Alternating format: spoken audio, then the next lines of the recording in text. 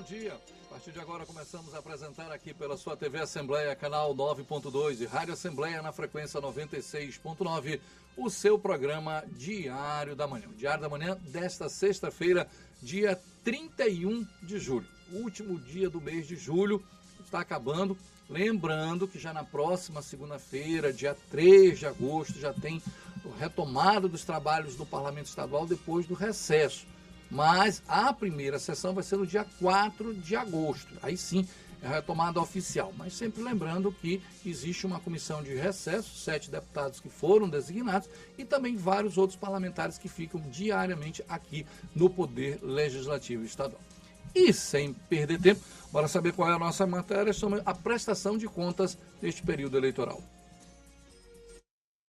No período das eleições, um dos temas que mais exige atenção antes mesmo do início da campanha é a prestação de contas. Para orientar quem vai participar do processo eleitoral, o Tribunal Regional Eleitoral do Maranhão promoveu um seminário voltado à contabilidade eleitoral. A ideia foi orientar candidatos, partidos e profissionais da área sobre como arrecadar recursos, registrar despesas e prestar contas de forma correta durante as eleições deste ano. Prestar contas é uma etapa obrigatória para todos os candidatos.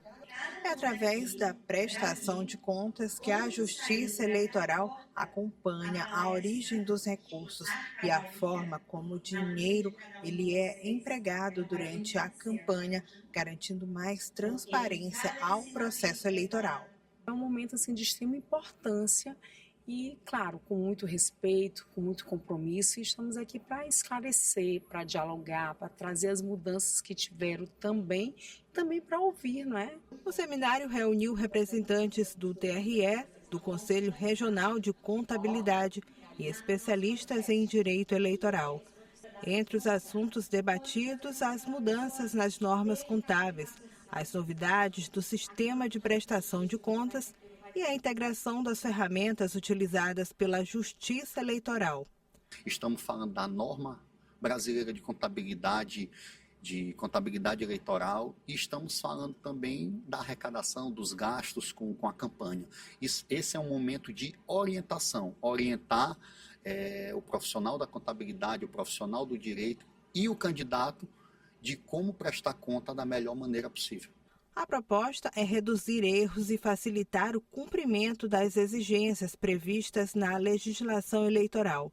A consultora de prestação de contas falou sobre os limites e destacou que os valores muito altos podem trazer impactos. Todo cuidado ainda é pouco, porque os extrapolamentos podem levar a outras ações, como ações por abuso do poder econômico. E muitas vezes o maior fiscal daquela prestação de contas é o próprio candidato opositor, que acompanha tudo que está sendo realizado na campanha, daquele outro que está sendo ali acompanhado, né, do seu adversário, e muitas vezes ele pode apontar para a Justiça Eleitoral, para o Ministério Público, irregularidades ali cometidas. Então, mais do que nunca, a capacitação e o preparo de todos aqueles que vão assessorar e prestar esse apoio às candidaturas é fundamental. O detalhe importante é que, como qualquer serviço que for feito, tem uma legislação. Se você cometer um crime, tem uma legislação penal, criminal, civil, e assim também existe uma legislação eleitoral. E todos os detalhes são necessários. Prestação de contas, prazos, filiações, número de candidatos, tudo isso é observado. Então cabe a cada candidato, a cada partido, a cada coligação, a cada federação, fazer a sua parte junto ao Tribunal Regional Eleitoral e também ao Superior Tribunal Eleitoral. Porque se você vacilar, o teu adversário não vai perder tempo. Então siga as regras, cumpra os prazos, o que manda na lei, e a eleição será tranquila. Vamos dar prosseguimento ao nosso programa com a nossa entrevista do dia. Entrevista. Bom, já está aqui nos estúdios da TV Assembleia, canal 9.2, Rádio Assembleia na frequência 96.9, o professor Francisco, cientista ambiental, professor Francisco Carlos Machado, ele está aqui conosco e justamente vai falar da campanha de criação do Parque Fóssil Maranhense. Mas para a gente falar da criação, é necessário que a gente entenda um pouco todo o contexto. Nós sempre fazemos entrevistas muito pedagógicas, muito explicativas. Professor, primeiro queria agradecer muito, o senhor como cientista está aqui conosco, ter aceito o nosso convite. Me conta um pouco da história do parque, como é que tudo começou, por favor. Bom dia, prazer recebê-lo aqui na TV Assembleia. Bom dia a você e agradeço o Diário da Manhã, a Assembleia, por oportunizar a gente dialogar sobre a campanha da criação do Parque Nacional Floresta Fóssil Maranhense. Eu sou oriundo do Bacelar, uma cidade que fica no Baixo Parnaíba, fronteira com o Piauí. E o contexto de criação do Parque Nacional Floresta Fóssil Maranhense dá-se nesse espaço geográfico. Nós somos de uma geração que já pensa a sustentabilidade, a preservação dos ecossistemas e dos biomas. E na nossa região, os biomas é transitório, de Caatinga, Cerrado e Floresta de Babaçu. Então, a partir de 2003, um grupo de professores como eu e estudantes decidem fundar uma associação para proteger os ecossistemas ao redor da cidade de Duque Bacelar, que é constituído do Rio Parnaíba, um conjunto de 20 lagoas, o bioma transitório de Cerrado, Caatinga e Floresta de Babaçu. Com a criação dessa ONG, a BAMA, Associação Bacelarense de Proteção ao Meio Ambiente, organizados, a gente passa a lutar e buscar órgãos competentes, porque o intuito era criar uma área de proteção ambiental. O primeiro órgão foi o IBAMA. No início eles nos davam muita atenção, porque para criar uma unidade de conservação federal, eles achavam naquele espaço que não tinha tanta importância. Mas aí em 2014 a gente começou a ouvir falar de notícias de árvores que viravam pedras, de pessoas leigas. E a gente dizia, mas isso se virou pedra, essas árvores são fósseis.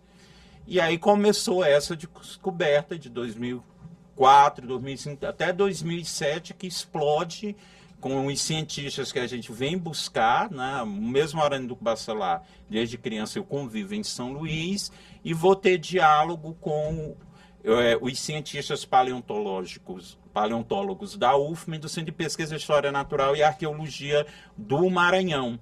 E eles começaram a ir também, a aprofundar a pesquisa, e a gente concluiu, eles conosco, que era a maior floresta de árvores fossilizadas que se tinha notícia no Maranhão. E com essa notícia, logo depois a gente vai explicar o que são essas florestas fossilizadas, o que levou a essa fossilização e por que criar o parque. Com essa informação de ser a maior floresta fóssil, e sendo um fóssil um bem da União, conforme a Constituição, artigo 20, 22 e 24, o IBAMA, até então que não nos dava muita atenção, decidiu que deveria sim criar uma unidade de conservação, que no início a gente pensou em ser um monumento natural, que é uma categoria de unidade de conservação. Assim como um parque, uma reserva, uma APA, uma RESEC, são unidades de conservação. Só que, como eu falei ainda há pouco, desde 2004 a gente dialogava com o IBAMA e ele não nos dava atenção, a gente não podia ficar sem ter esse feedback de uma instituição que nos ajudasse, como sociedade, a cuidar do meio ambiente. E aí a gente passa a dialogar, na época, com a Secretaria de Estado do Meio Ambiente. O secretário nos dá atenção, conhece a nossa história, que era autêntica, um grupo de cidadãos lutando para proteger os seus ecossistemas, e a SEMA envia, a partir de 2006, equipe para elaborar estudos e a proposta de criar uma unidade de conservação que decidem ser uma APA, uma área de proteção ambiental, que é outra categoria de unidade de conservação, mas de uso sustentável.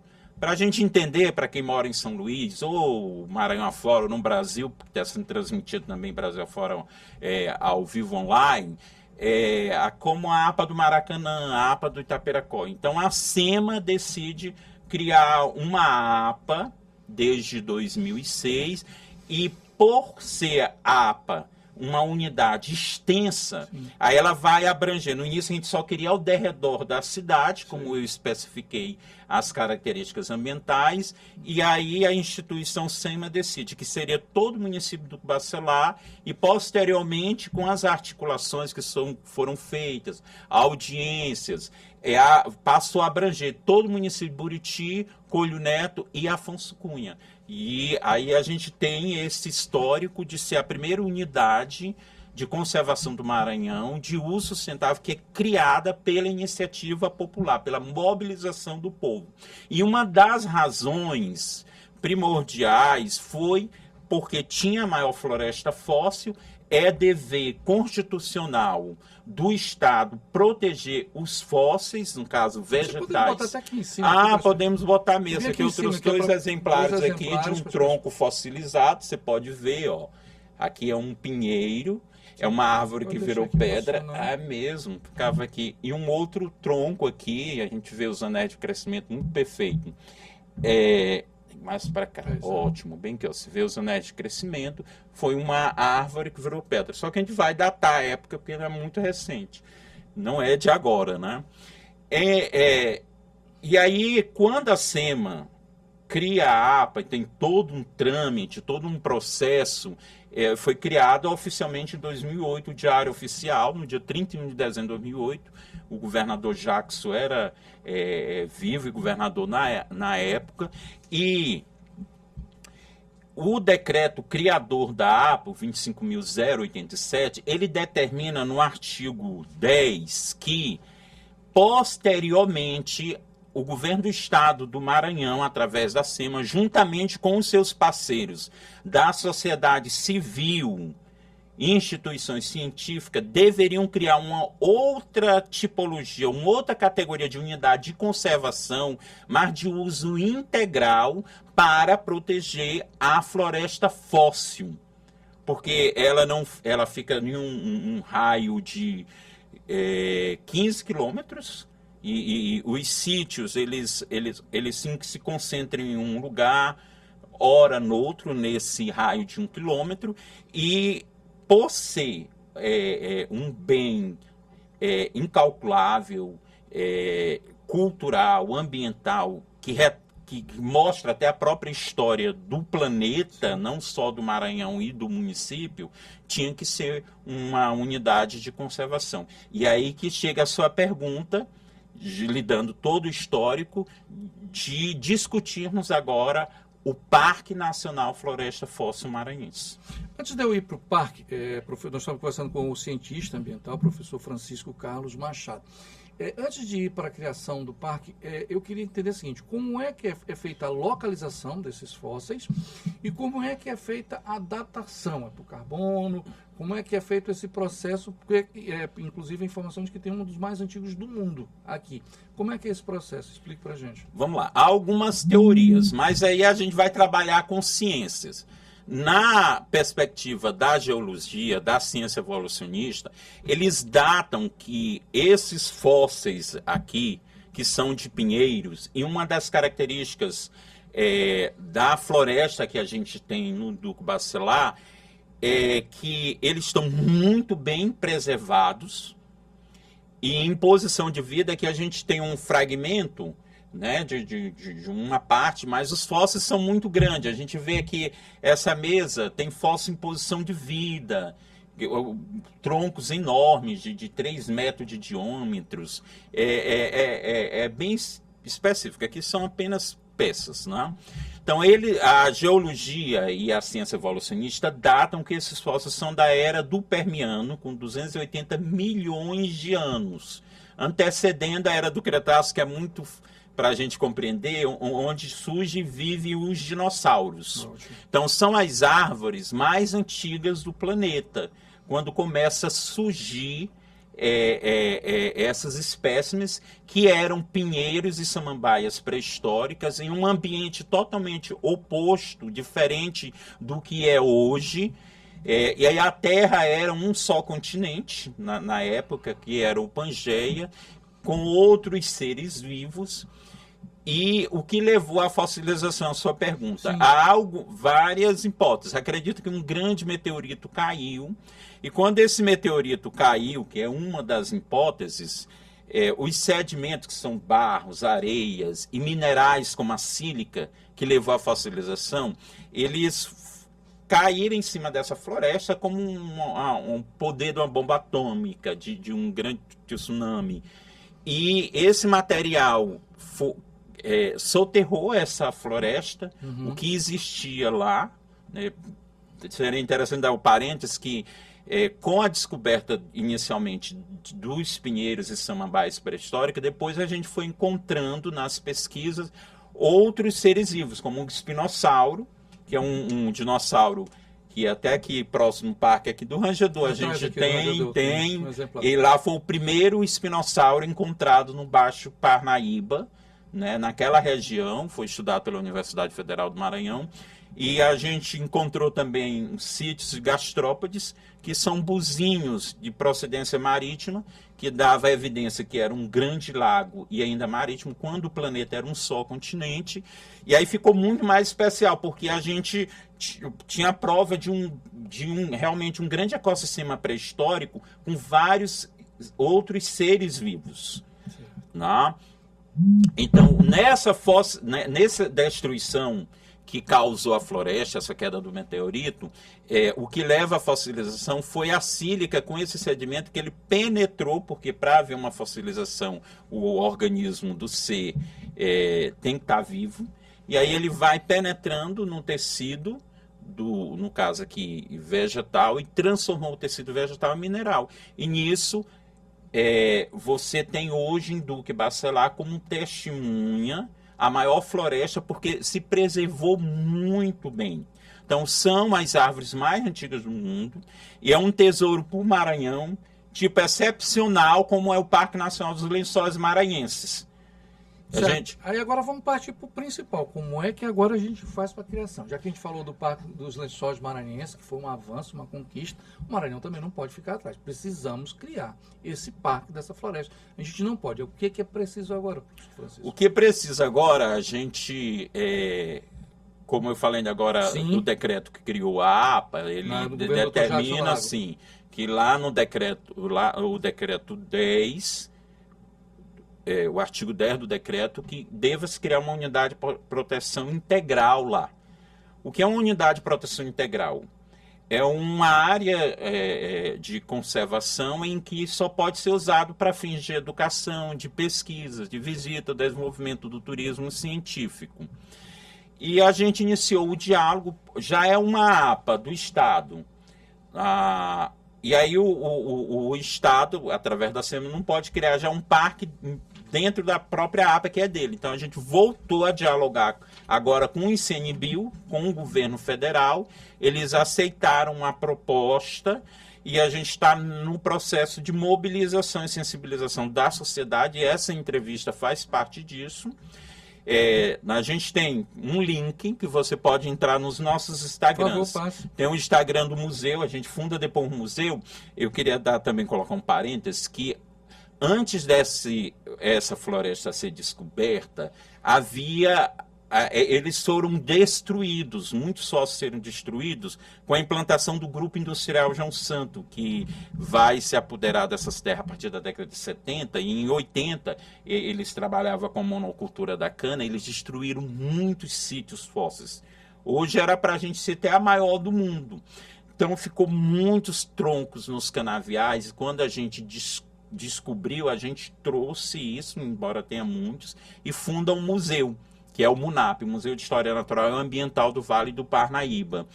E sendo que muitos desses troncos estão no museu. Então, tem o Instagram lá do museu, que é MUNAP, MUHNAP. Você pode entrar no Instagram, tem uma petição lá e você link lá, que está pedindo o governo federal para criar o parque. Agora que a gente está com 500 assinaturas de pessoas. Estava, agora vai aumentar mais. Vai aumentar mais. Por favor, entre no link do MUNAP. Tem também um influenciador na nossa cidade, com um site de notícias, um Instagram, chamado Nosso Garapa.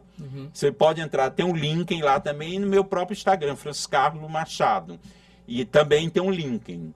E, paralelo, a gente está dialogando com toda a sociedade. Eu represento a ABAMA, que é a organização civil que criou a APA e está também agora mobilizando, sensibilizando, fazendo a campanha. Mas temos a parceria com a UFMA, Universidade Federal do Maranhão, Universidade Federal do Piauí, o Centro de Pesquisas, como eu já fiz menção. A Secretaria de Estado está dando todo o apoio do Estado do Meio Ambiente. E as organizações civis locais e regionais. A gente formou um grupo porque é preciso, como constitucionalmente 225, só vai dar certo se a sociedade se envolver com os órgãos governamentais. Dever da sociedade, poder público, cuidar do meio ambiente. Professor, muito obrigado pela sua entrevista. O tempo acabou e eu só posso agradecer muito ao senhor. Obrigado mesmo e vamos trabalhar para que essa criação desse parque seja uma realidade, em breve. Eu gostei muito das perguntas, deu de contar toda a história e sensibilizar e mobilizar quem está nos ouvindo a contribuir com a criação do Parque Nacional Floresta Fossa Maranhense. Obrigado, professor. Obrigado pela sua participação. Obrigado também a todos os ouvintes. Obrigado. O que é necessário agora é autoridades, Ministério Público, Justiça, todos os órgãos competentes, Assembleia Legislativa, a sociedade num todo abraçar essa causa. Nós estamos na frente da maior floresta do mundo, fossilizada, é nossa. Da mesma forma que o Parque Nacional dos Lençóis Maranhenses é algo que hoje o mundo inteiro fala, esse parque também vai ser conhecido mundialmente. Vamos à nossa previsão do tempo com a repórter Ananda Fontinelli.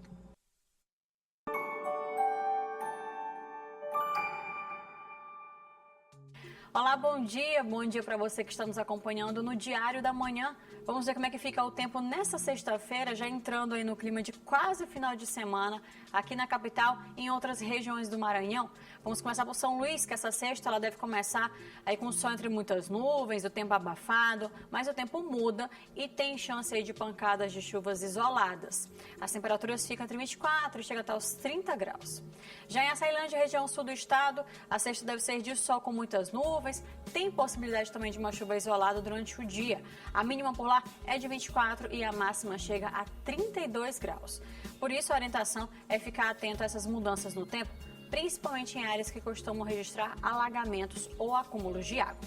É isso, a gente volta daqui a pouquinho no Assembleia em Foco, primeira edição, e eu espero por você.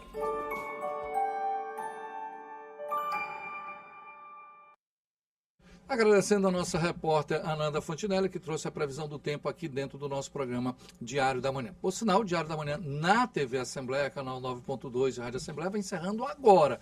Nós vamos continuar somente na Rádio Assembleia, na frequência 96.9. Prometendo que na próxima segunda-feira, dia 3 de agosto, estaremos de volta para mais uma edição do seu Diário da Manhã. Muito obrigado a todos que ficaram conosco. Um abraço. Tchau, Brasil.